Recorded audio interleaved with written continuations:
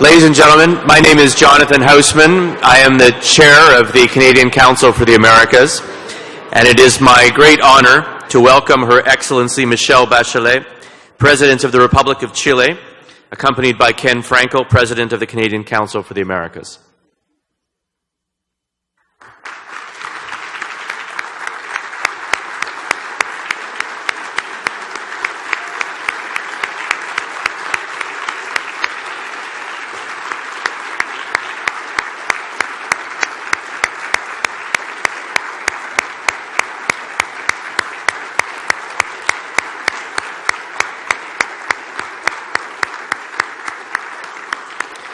Please be seated.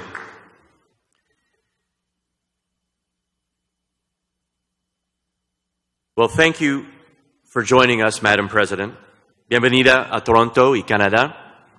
It is a pleasure also to welcome Her Honor Elizabeth Dowdeswell, Lieutenant Governor of Ontario, the Honorable Luis Felipe Cespedes, Economy Development and Tourism Minister of the Republic of Chile, the Honorable Marcelo Mena, Environment Minister, the Honorable Paulina Nasal, Vice Minister of Trade, and the Honorable Alejandro Mauricio, Ambassador of the Republic of Chile to Canada. I'd also like to recognize the Honorable Marcel Lebleu, Ambassador of Canada to the Republic of Chile. Your Honor, Your Excellency, Ambassadors, distinguished guests, ladies and gentlemen, it is an honor to have you all with us, and an honor to have you, Madame President, here. We hope you had a fruitful visit to Ottawa, and I understand it's on the 10th anniversary of the signing of the Canada-Chile trade agreement. And I understand also from your discussions in Ottawa that you recommitted yourself and reinforced our very unique commercial relationship between Chile and Canada, as well as to gender equality. I'd like to take this opportunity now to recognize our event platinum sponsors, Barrick, Deloitte, and Ontario Teachers Pension Plan, our gold sponsors, Antofagasta Minerals, Carbon Free Technology, CPP Investment Board, Goldcorp, Lundin Mining, Scotiabank, and TMX. Our event media partner, the Globe and Mail, and our event partner, Invest Chile. Now, this is a special lunch today. It's a very Chilean lunch. It has been prepared by a celebrated Chilean chef, Rodrigo Jofre, and each course has been paired with the wine that has been suggested on your menu card in front of you. So I welcome all of you again and invite you to enjoy your lunch, and we'll continue with the program once dessert is served. Thank you very much.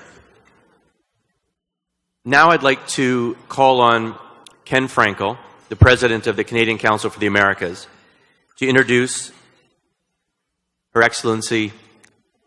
Please, Ken, come up.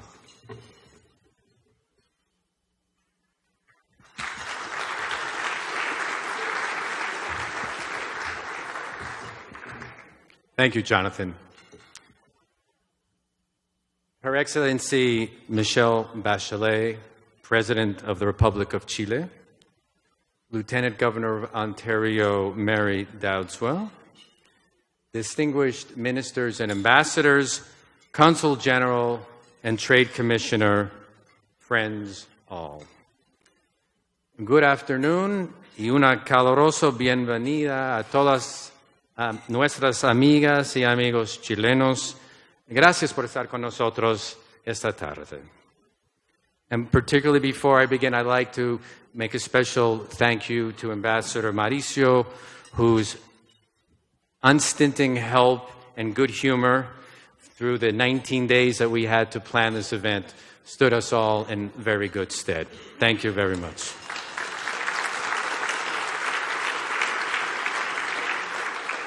And I would be completely remiss if I didn't mention the one person who put this whole thing together, Martha Blackwell, our Vice President. You all know her. There would be no food, there would be no event space, there would be no program, there would be nothing without Marta's help. And I know all of you who have dealt with her know that that's not hyperbole, it's actually true. President Bachelet, the Canadian Council for the Americas is honored and grateful that you would travel Toronto today specifically to address our stakeholders from across Canada. Thank you for doing so. The relationship between Chile and Canada is extraordinary and instructive. Instructive for both of our countries and instructive for the world. Chile and Canada have developed and continue to expand our deep economic, political, and social ties. Economically, this year, we celebrate the 20th anniversary of our free trade agreement, an agreement modified several times through a respectful negotiation and reflective of changing realities. The latest improvement to the agreement is a novel chapter on gender, and it was signed just yesterday in Ottawa.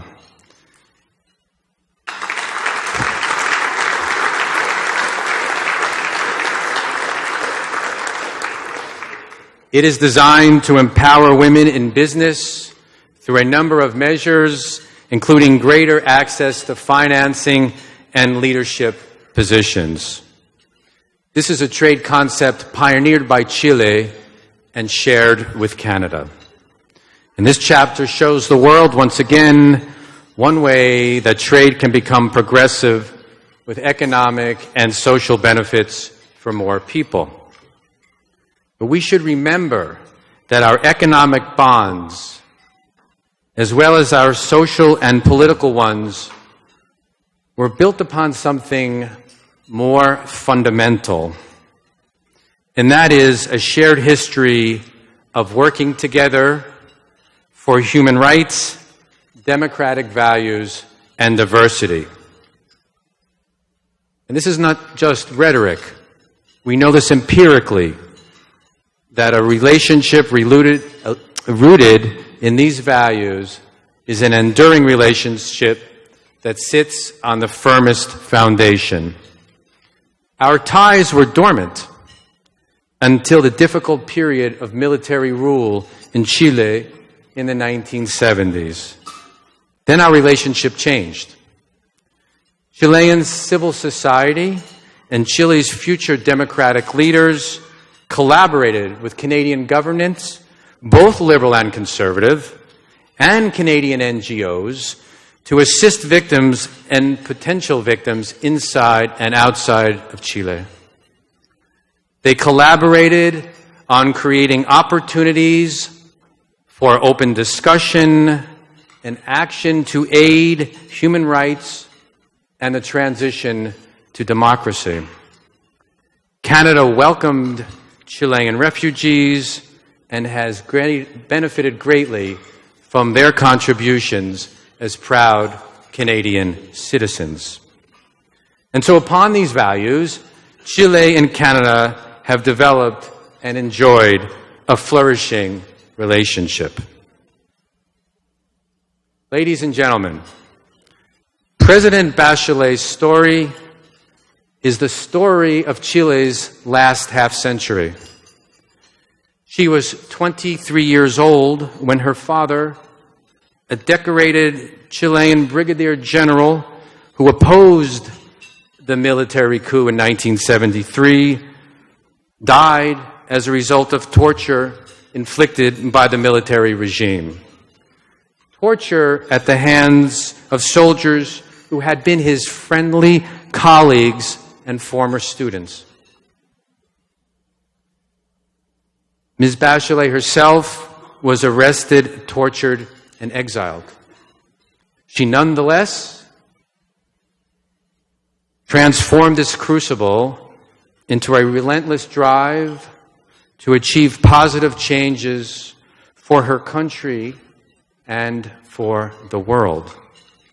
She has served her country as a medical doctor, a social activist in health and women's issues, a political leader, the Minister of Health, the first woman Minister of Defense, and twice as his first woman president.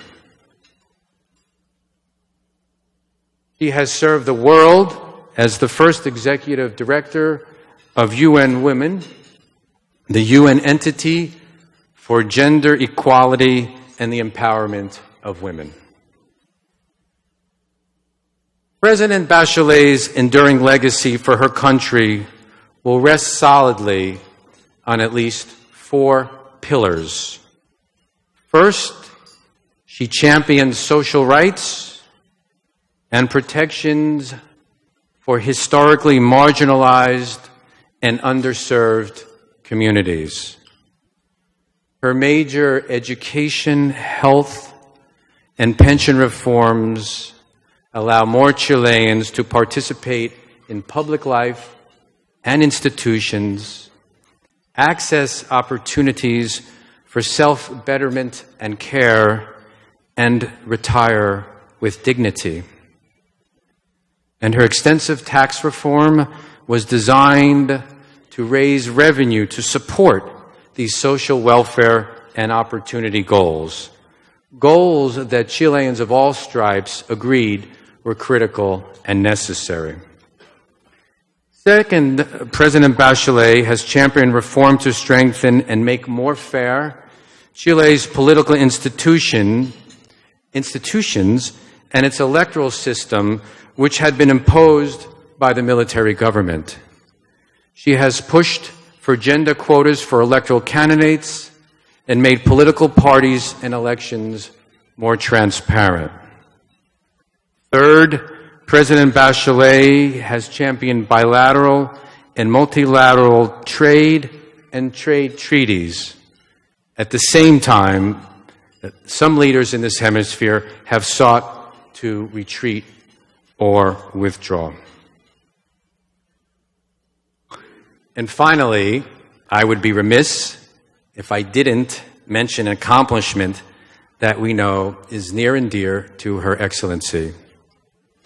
During her second administration as president, Chile's national football team, the Roja, won not only its first Copa America, but won it 2 years in a row.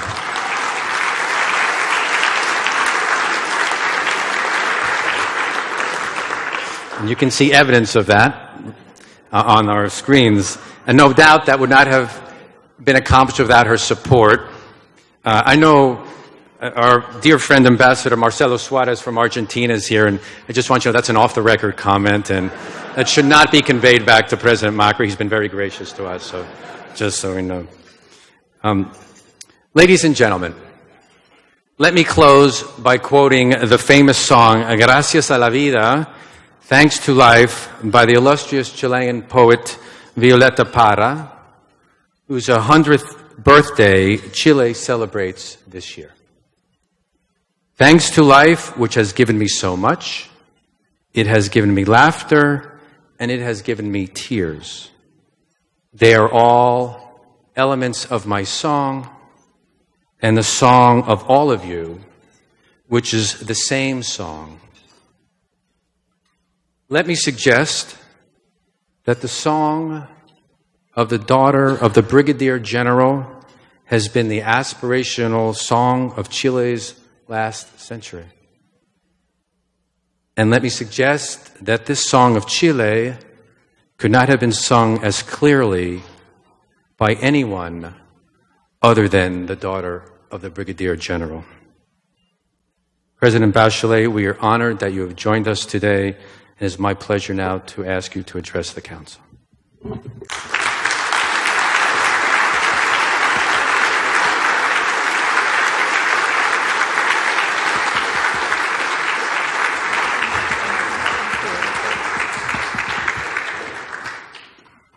Good afternoon, everyone. Madam Lieutenant Governor of Ontario, Honorable Elizabeth Dowd as well, Mr. Kenneth Frankel, President of the Canadian Council for the Americas, Mr. Jonathan Hausman, Chairman of the Canadian Council for the Americas, members of the Chilean delegation, distinguished guests, ladies and gentlemen. Well, the first good thing is that yesterday our national team was flying to Russia for the Confederation Cup now, so I hope we have good results there. But it's so important for us, our friendship with Canada, that instead of being there, I'm here with you. So it shows my commitment with Canada. Well, dear friends, it's a pleasure to share this opportunity with you and to celebrate the relationship between Canada and Chile, projecting its benefits to all our citizens. Chile is a nation that sees Canada as a friend, or how some people say, as like-minded countries, and its policies in certain areas are a model for us. This relationship has been built and strengthened through time. We have already 75 years of diplomatic relationships. But the world we live in today is far different from the global landscape in 1990, when we recovered democracy. At that time, the challenge of regaining and consolidating citizens' rights also demanded that our political leaders show the world that Chile, with just a pencil and a vote, had become a democratic country. International cooperation was as relevant then as it is now. Several nations were concerned about the human rights of Chileans and how our nation would overcome 17 years of a long and cruel dictatorship. Without a doubt, the relevance of cooperation and political and economic integration has grown through time, and trade is one of the main fields where nations can work together.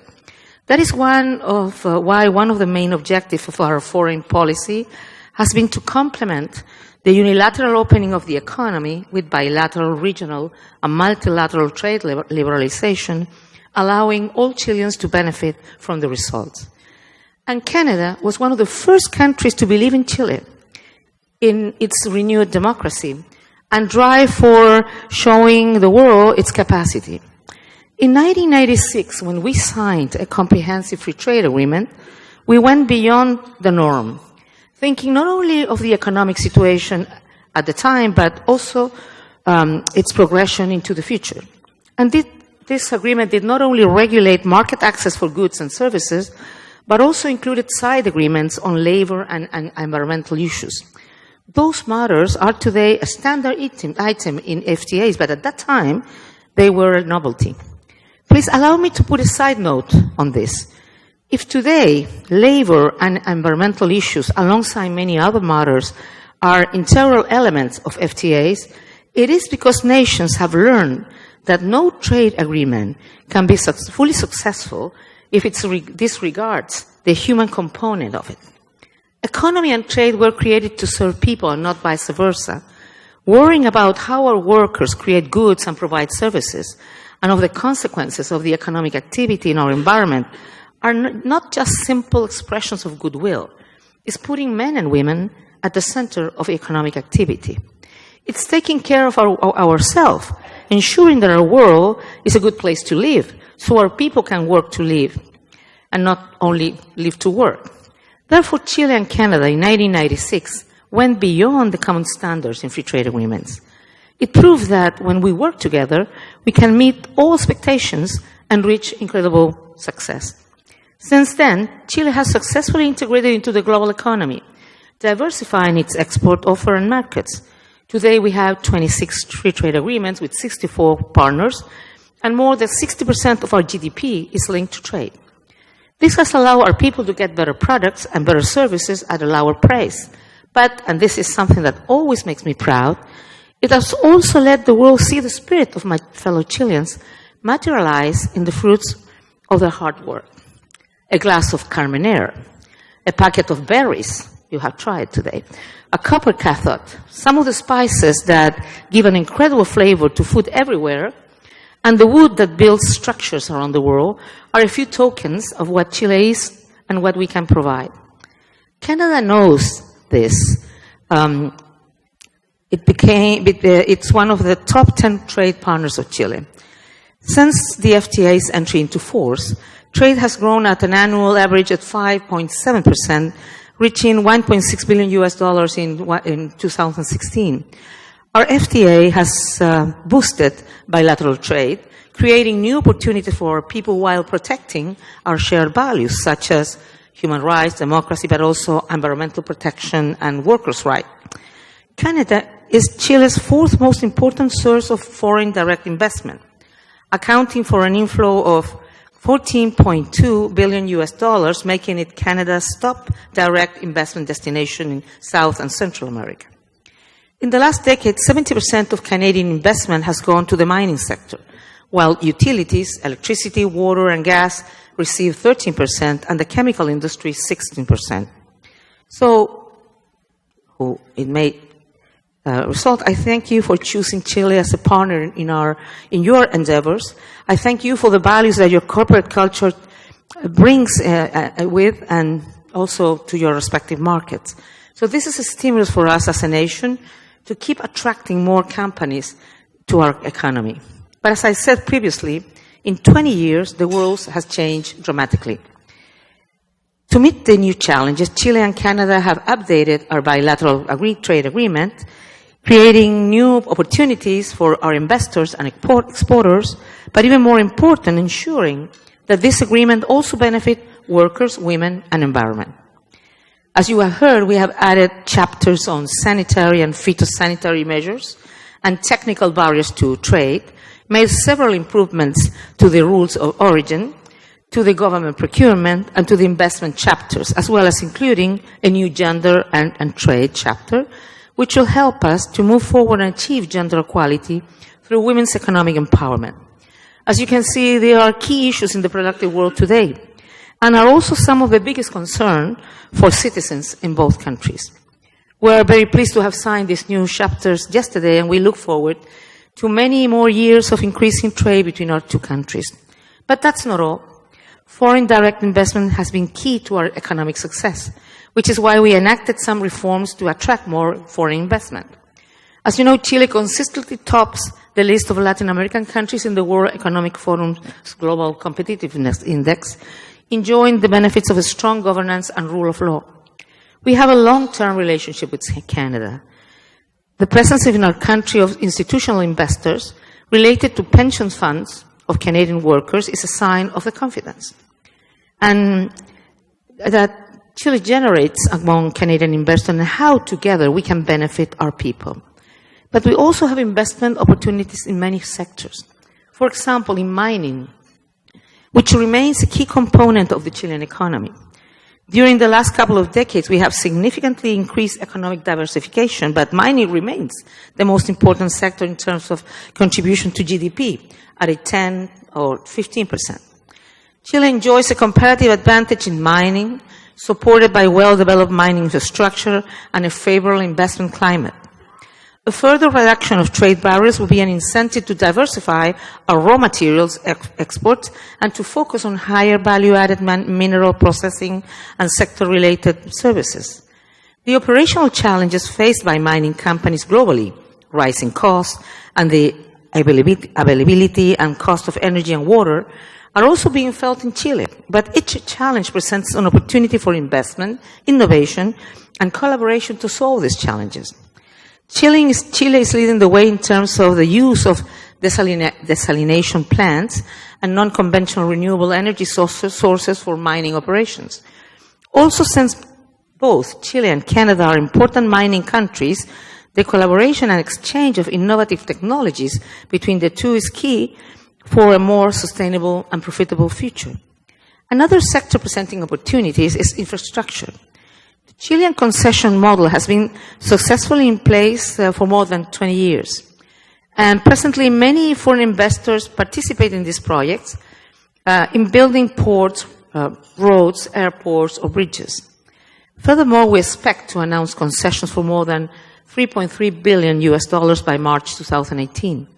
So I would like to extend an invitation to Canadian companies to invest in Chile or continue investing in Chile and develop their projects in our country, carrying out research, innovating, and taking advantage of the natural conditions it offers, the government support and the talent of our people to develop today the solutions of tomorrow. But before finishing, let me say a few words about integration. Chile and Canada are active participants of regional integration initiatives such as APEC, the Pacific Alliance, and TPP, as well as contracting members of organizations as the World Trade Organization, WTO, and the OECD. And today we're facing new challenges: the digital aspect of the economy, the dynamic changing ways of doing business, global value chains, and the incorporation of new actors into international trade, among others. All this and more, combined with a degree of competitiveness that did not exist a few years ago, and a growing skepticism about the benefits of economic openness, require partners, such as Canada and Chile, to come up with common answers. And one of those is integration. Chile is a strong promoter of integration. We have championed the idea of convergence in diversity, looking for common interests rather than differences, particularly in the economic arena. Different nations come from different origins, with different people and different realities, but can work together, side by side, to reach new destinations. With Canada, we are partners, both bilaterally and multilaterally. We share values such as open and fair trade, and we have played a positive and constructive role in the promotion of the benefits of free trade. So trade can be inclusive and can be progressive. So we promote that multilateralism and regional integration in the Asia-Pacific, for example. Both countries, of course, we share principal values: human rights, democracy, peace and security, the respect for everyone, women's empowerment, and so on.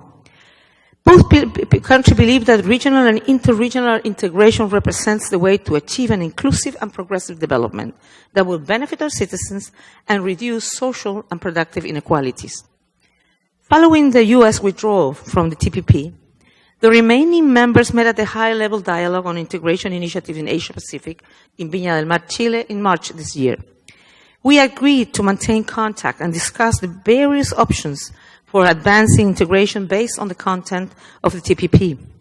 Since then, we have held 2 senior official meetings, one in Toronto on 2 and 3 of May, on the second occasion at the recent APEC Trade Ministers meeting that was May 21st at Hanoi, Vietnam. The Minister and Deputy Minister of Trade of the 11 signatories of the TPP agreed to initiate a technical process to discuss options that could be used to determine the future of the TPP. Chile continues to believe that the content and high standards of the TPP provide benefits for improved market access, allowing for the diversification of our exports, and facilitating our integration to global value chains. So we hope Canada will also be part of this process, as its constructive views are always welcome. Chile and Canada can look at the Pacific together, knowing from our own shared experience in free trade, but also in cooperation, that the distances can be covered by the will of nation working as partner, by the will of workers.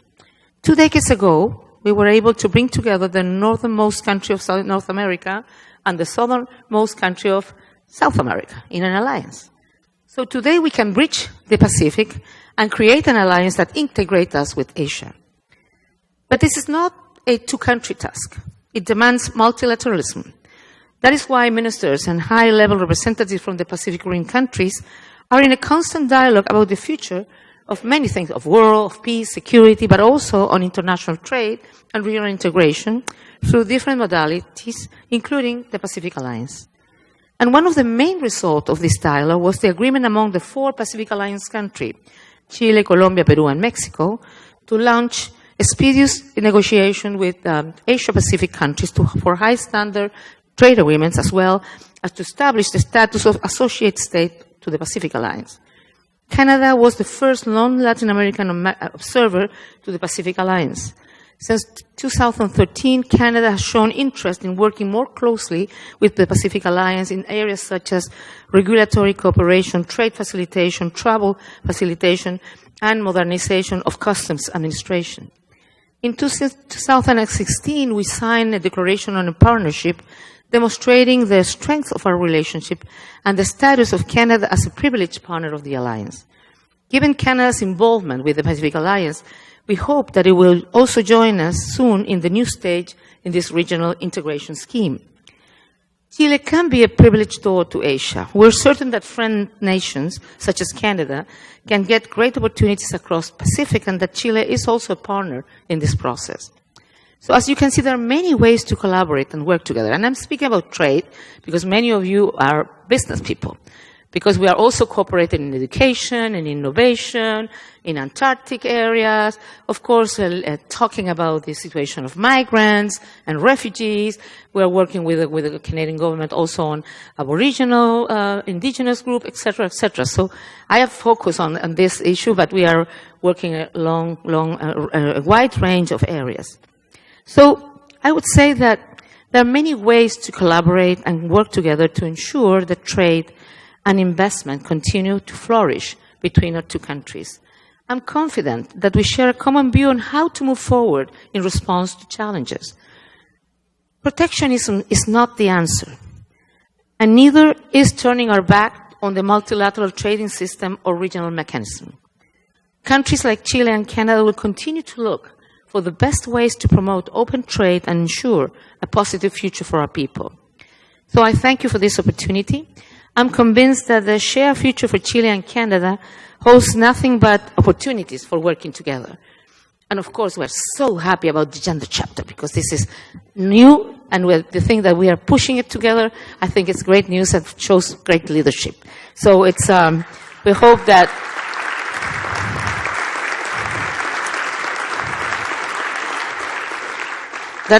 we hope that also means that not only abroad, not only in Chile, but also in Canadian companies, women have more opportunities in decision-making positions on boards, etc., because and empowering women in different places.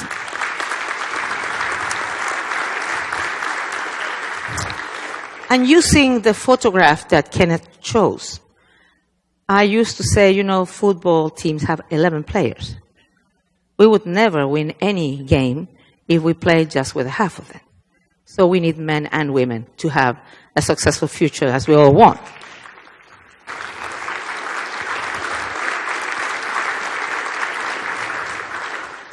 Don't worry, man, I'm not going to continue talking about women. That's it.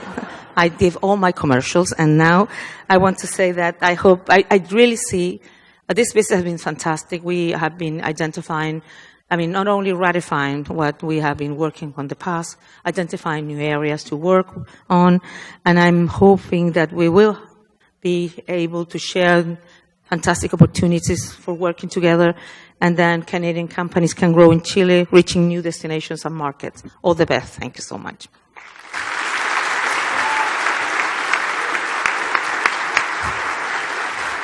Thank you. Thank you very much. Thank you very much, President Bachelet. I'd like to now invite Derek DeClote from the Executive Editor of the Globe and Mail onto the stage. And President Bachelet, we will have you mic'd up. There will be an opportunity for questions.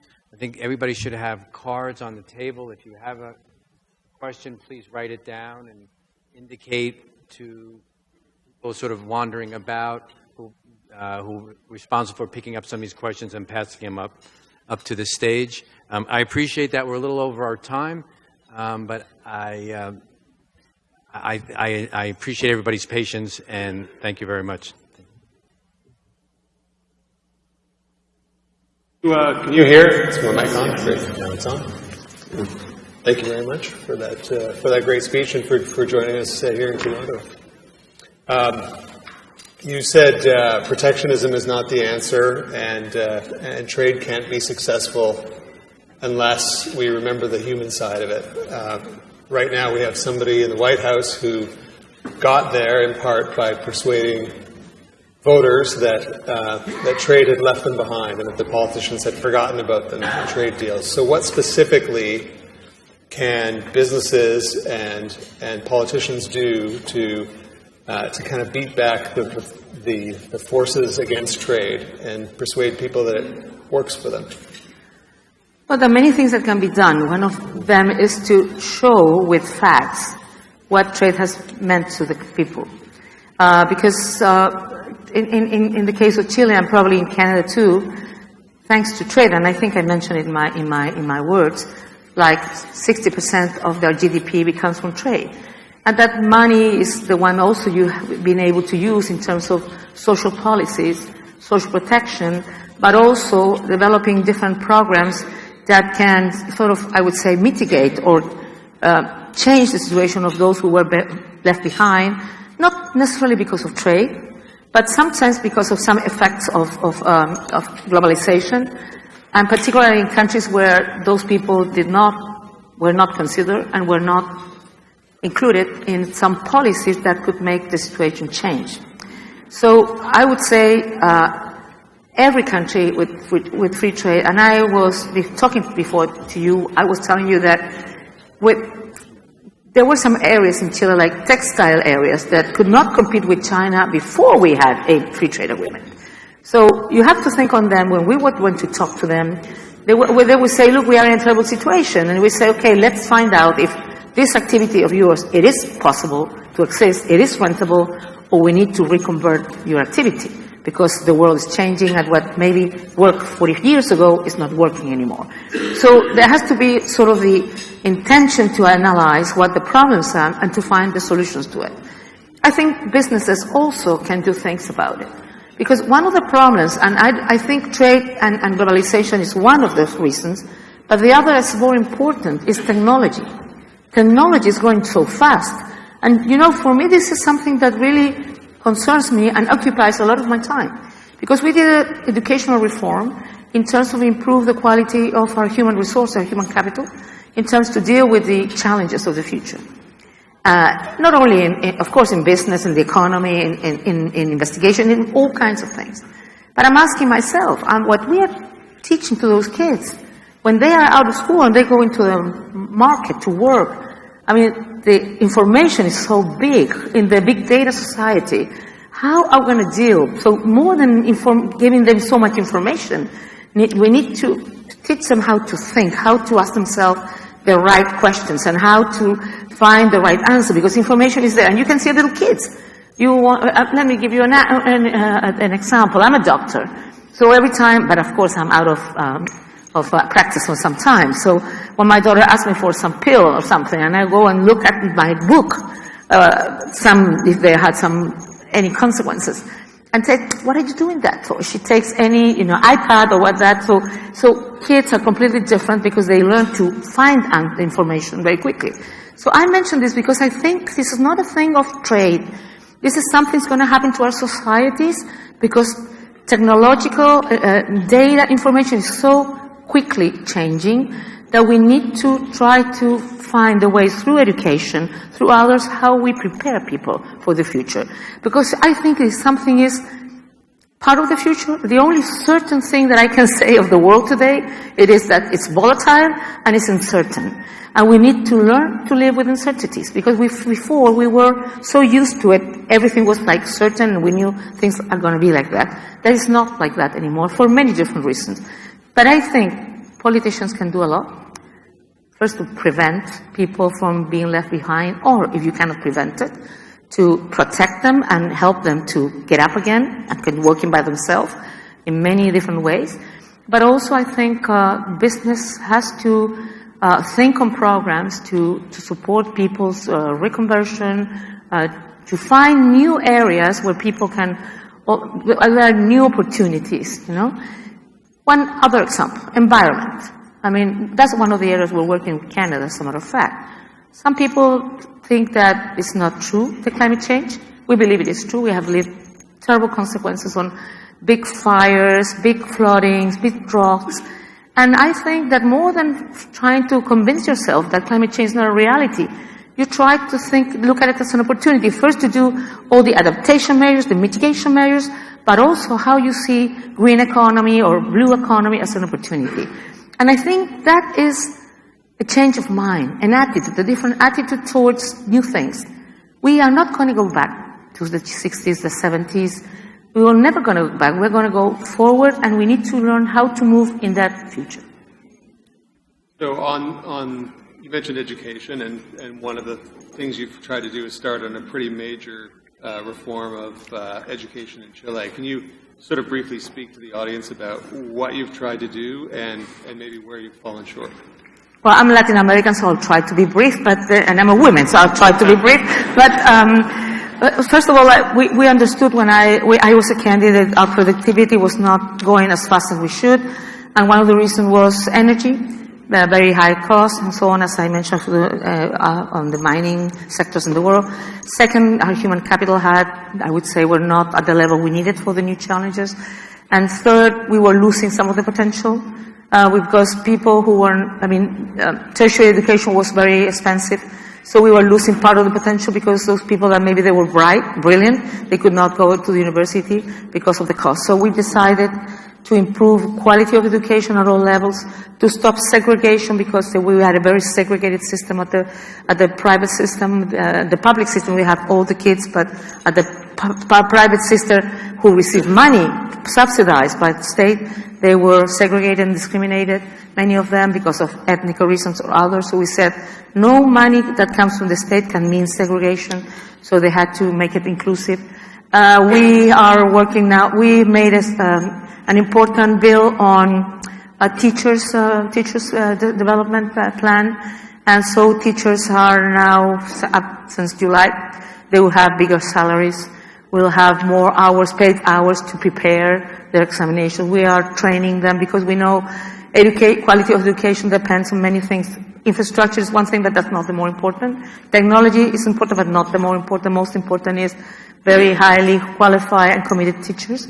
So we have been working very strongly on that. And also, of course, the directors of schools, so we're working on that too. But on tertiary education, we said it's like women, we cannot lose the potential. So we have started working on regulations to ensure quality of the universities and tertiary technical education on many different areas, but also in terms of we don't want to get any young, bright women or girl or boy out of the university, out of the tertiary education because they don't have the money. So we are working on that bill, but in the meantime, we have a budget, through budget, we are now financing 50% of people at universities for free, and then next year we will have 60%. And that means for many families, either that the possibility of not having to choose which of the children was going to go to the tertiary education, or neither had to get in a big debt in banks so they could pay the tertiary education for the children. So I think these are steps, but of course all linked to quality. We don't want free education, but bad quality. And we're also doing another thing, is that during the military regime, they gave the basic education, the primary education, and also the secondary education to the municipalities. So what's the problem? That you continue with segregation, because there is municipalities that are rich, some are poor. So those kids who are poor, they receive the education they can get. And the ones who can pay in a private school, or that those municipalities are rich, they get better education. So now we're going to bring it back to the state, not on the municipality level, but of course decentralized. So the state has to ensure education of quality for all kids. I don't know if you have been in Chile, but it's a very long country, so it's not easy to ensure quality of education in every corner, but that's our goal, and I hope we're going to get there. A reminder, if you have a question for the President, just write it down on the card and hold it up, and I guess there are people who will circulate and collect them. You mentioned climate change. Your country is about 4,000 kilometers worth of coastline. Is there any real progress that can be made on the issue of climate change without the United States? Well, I think we said that we were very disappointed of the U.S. decision of stepping out of the Paris Agreement, because we understand that it's a responsibility of all. You know, Chile has, we are like responsible like 0.03 part of the emissions of the world. But so we could say, oh, it's not a problem, but it is our problem, and we are living it today directly. And because we have in Antarctica last year, or a couple of years ago, registered the highest temperatures in history, 17 degrees Celsius. In Antarctica, that's too much. And that will mean that the ice will melt, that will go into, and go into an island that will disappear, a lot of different things. You know, the ocean is warming, and we will end with less fish stock. And so it has a lot of different consequences. So, I mean, we are disappointed that it didn't, that the U.S. has stepped down, but we need to all continue working very strongly. And we all need also to think how we can ensure that people who are making decisions, not only governments, but people who are making decisions every day, companies, business, people itself, communities, make the right decisions. So we need to not give up, to continue doing efforts, even bigger efforts, so we can really, I would say, ensure that we will have a planet to give to the future generations. And we hope that maybe in some minute, more countries will continue, and that's, I found, something we have been spoken with Prime Minister Trudeau, that we need our voices to be raised. The leadership should be used to really convince everyone that we need to follow that path. Because one of the problems is that stepping down the U.S., other countries could step up, won't feel as committed as before. So I think we need to continue, showing that it takes efforts, but it also have a lot of opportunities and possibilities.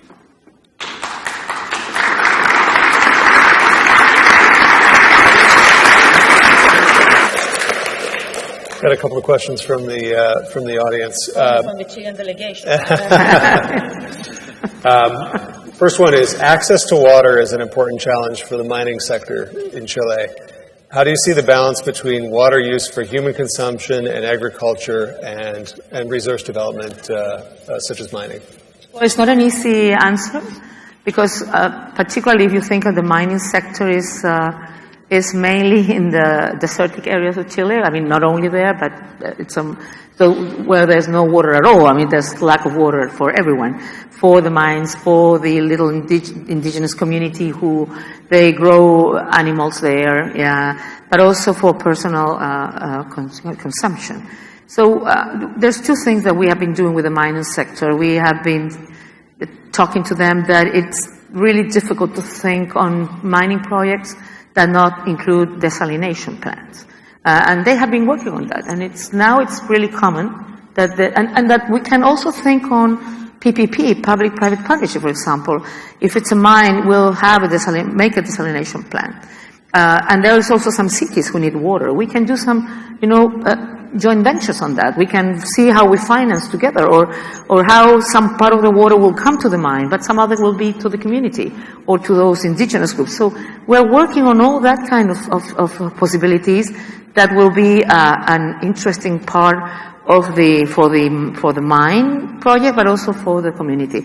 The thing that we have to work better, to be honest, because I'm not going to tell you something false, is how is the business model? Because it can be a little expensive, that water for the community. So we have thinking on how, probably we need subsidized or something. And the other thing is that to build a desalination plant is not expensive. The expensive thing is how you take the water up to the mine, the energy you need for that. So that we also work on different possibilities, because many of those places have a lot of solar power. So maybe we can combine with solar power, and also solar power that help the mine, but also the electric grid in the country, so we can find compensations for the private company. So we're working on different solutions on that. But it's not an easy thing. In many parts of Chile, we were sort of created what we call las mesas. ¿Cómo se puede decir? Las mesas del agua. Water. It's not water table, because that sounds ridiculous, but it's a place where you can sit together, communities, private sector and public sector, and find how to work together, and how, for example, mines need this, and then what needs the community. So we're working also on that. But of course it's difficult, because there is conflict of interest, and the resource is scarce. So that's why we're trying to find new technological ways to ensure water for the three possibilities. The next question relates to a situation we've got in Canada, which is households in general have high levels of debt, relatively low rates of savings. Chile has sort of mastered the art of savings. You have a long tradition of pension funds that you've done some reforms on, but have been around for decades. what advice would you give to people in North America and Canada who are so highly indebted about the requirements to save? Well, if you are asking Chile, I will tell you they don't agree on what you say. Because people are also very indebted. Well, people who have a formal job and contract, it's part of the law, they need to save some money for pension, for health, and some other things. But as a matter of fact, in terms of pensions, it doesn't have good result. It has been for some years. Some people won a lot of money selling that model everywhere, but pensions are very bad. You know, women receive 30% of return of their salaries in pensions, men 40% only. When the model was created, they said it would be 75%. So we are dealing with that issue too, and that is something probably we are going to do something about it. But I think it's not. I think the problem with savings is that when you are young, you think you will never get old.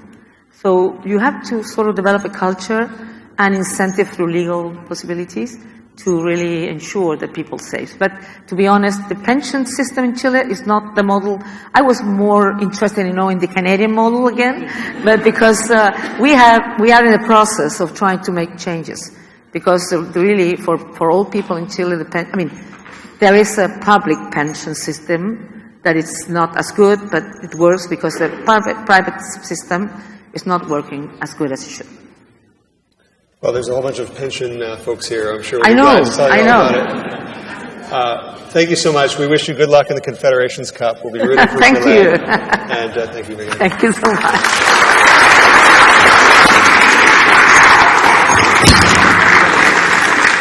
Everybody, please remain seated as President Bachelet and her delegation depart.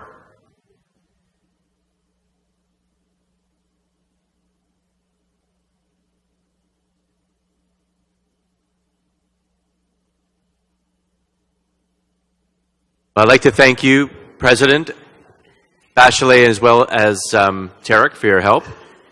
And thank you all for attending. Just if you wouldn't mind holding for a moment.